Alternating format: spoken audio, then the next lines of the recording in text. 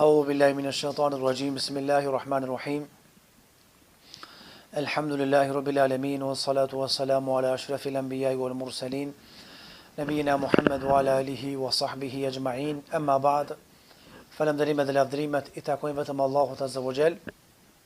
Salavatet dhe selamat I dërgojmë Muhammedit alayhi salatu wassalam. Paqja dhe mëshira Allahut Azza wa Jall qoftë mbi të familjen e tij, shokët e tij sinqert besnikë dhe mbi të gjithë ata që e pasojnë deri ditën e gjykimit. Të nderuar agjëruese, jemi në ligjëratën e radhës tek cikli I ligjëratave emrat e bukur të Allahut Azza wa Jall. Jemi në emrin e radhës të Zotit xhallahu ala, të cilin emër e përmendmi shpesh herë në ditët tona, po flas ata të cilët e falin namazin me rregull.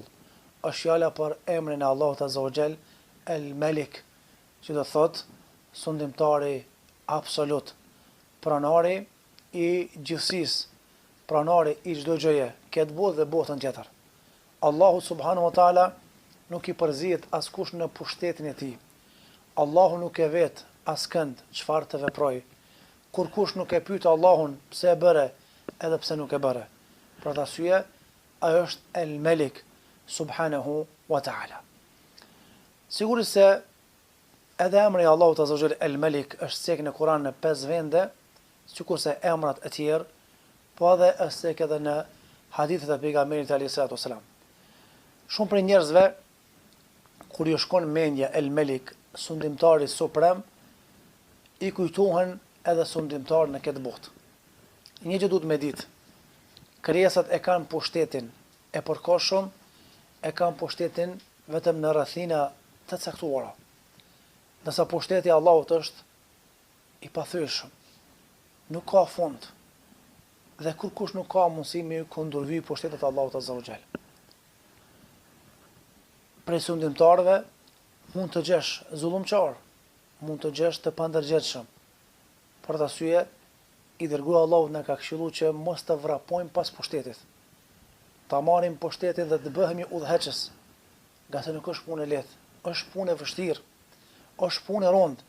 Bile ka thonë ata të cilët ngarejnë, vrapojnë me lyp pushtetin, mos ja jepni atyre, se ata janë ujë që nuk ngopen edhe nuk ngjihen lehtë. Për atë arsye, Allahu Azza wa Jall na ka bërë neve në namazin farz, spaku 17 herë në rakatet farza, të thomi Elhamdulillahi Rabbil Alamin, Ar-Rahman Rahim, Malik Yawmiddin, sunduesi I ditës së gjykimit, ditës së llogarisë. Me na dhon me kuptu që mos shkoje mendja o ti krijesë e vogël, me u lidh me krijesat që s'kan mundësi mi bo çare vetit e lemo tyje. Çka I bjen kjo? Lidhu me sundimtarin e të gjithë sundimtarëve, Allahun Azza wa Jall, që sundimi I tij është absolut, nuk ka fat caktuar. Këtë dunja me këdo që I lidhesh prej pushtetarëve, prej udhëhecëve, ta dish që ata kanë sot një fillim, po nesër vjen mbarimi. Sot jo në karrik, nesër largohen nga karrika.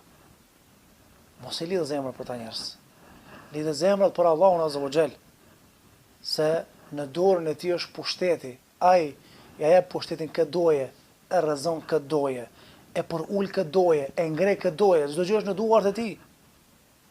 Andaj mos u krekos me një pushtet, me një karrik që e ki para vetes, se nuk e din se kur ke mund largu prej saj.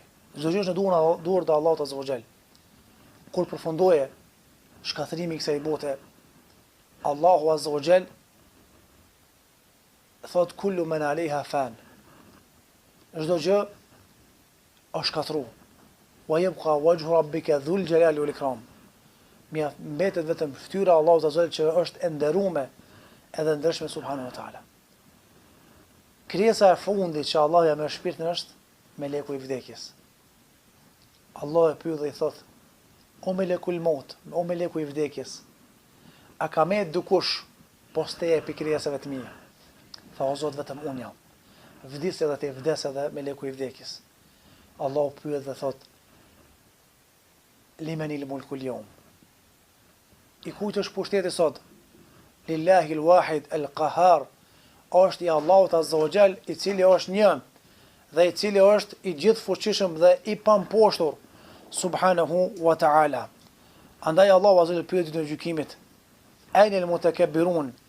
Ajnë el gjebberun, ku janë ata që i në me ndjemdhej, ku janë ata sundimtar, do thot që kanë sundu, sa kanë qenë në botën tjetër. Allahu Azza wa Jalla është sundimtari vërtet, i cili nuk bon pa drejtësi. O ma rabbuke bi dhallami lil abid. Dhe Zoti jot nuk i bon pa drejtësi as kujt o Muhammed sallallahu alaihi wasallam. Nga se është i patmeta dhe ka ndalu zullumin edhe për veten e tij, edhe për krijesat e tij subhanahu wa taala.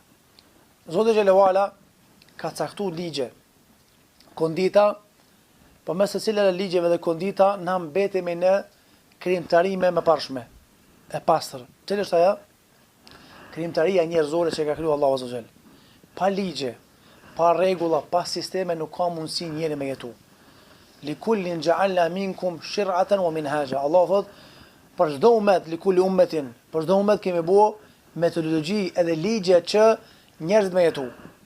Njeriu që jeton pa ligje Zotit, pa sistem, ai bjen në drejtë të kafshës Allahu na ruajt. Nëse ai i cili e ruan njerëzorën, është ai i cili jeton me ligjet e Allahut azza wa jall. Për arsye Allahu tha: "E fa hasibtum annama khalaqnakum abatha wa annakum ilayna la turja'un." A menduat që ju kemi kriju këtë së kote, e s'keni më këthy të Allahu azza wa jall. Fa ta'ala Allah, ktheunet e Zotit, hua al-maliku al-haq.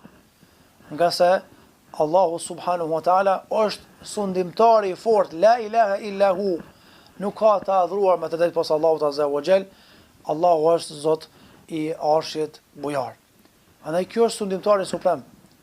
Sundimi i të cilit nuk ka fillim barim. Sundimi i të cilit nuk ka shterje. Edhe nuk ka mundësi kush me ju kundërvy sundimet e Allahut azza wa jall. Sa sundimtar i ka gëlltit kjo tokë, sa kriminal i ka zhdu kjo tokë me urdhën e Allahut azza wa jall.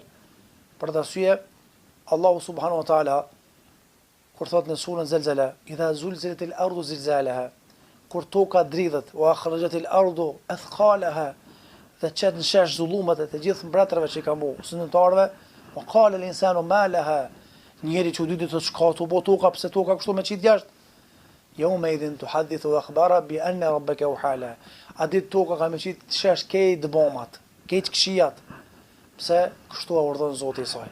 Pse toka i qetë? Se urdhëna i cili është sundimtar suprem dhe ka e urdhën Allahu, dhe thot Allahu a i vepron çdo krijesë.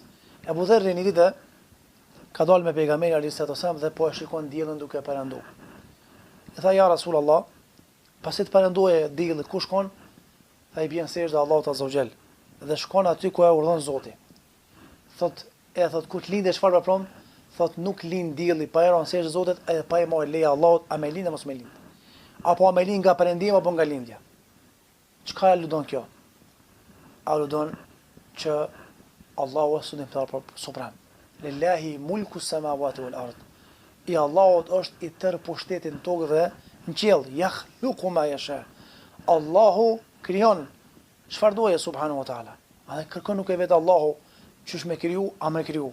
Kur kush nuk i përzihet pushtetit e tij suprem xhelle wala. A dhe ky është Zoti jon. Duhet të krenohemi që Allahu na ka nderuar në Islam. Duhet të krenohemi që Allahu na ka mundsuar me njoh Zotin ton, se ajo është Malik el Muluk, është sundimtar i të gjithë sundimtarëve subhanahu wa taala. Andaj sado që shtohet zullumi ndonjë sundimtari, ta dish që e ka fundin e vet. Nga sa që ka thonë pejgamberi, inna Allah la yumli adh-dhalim.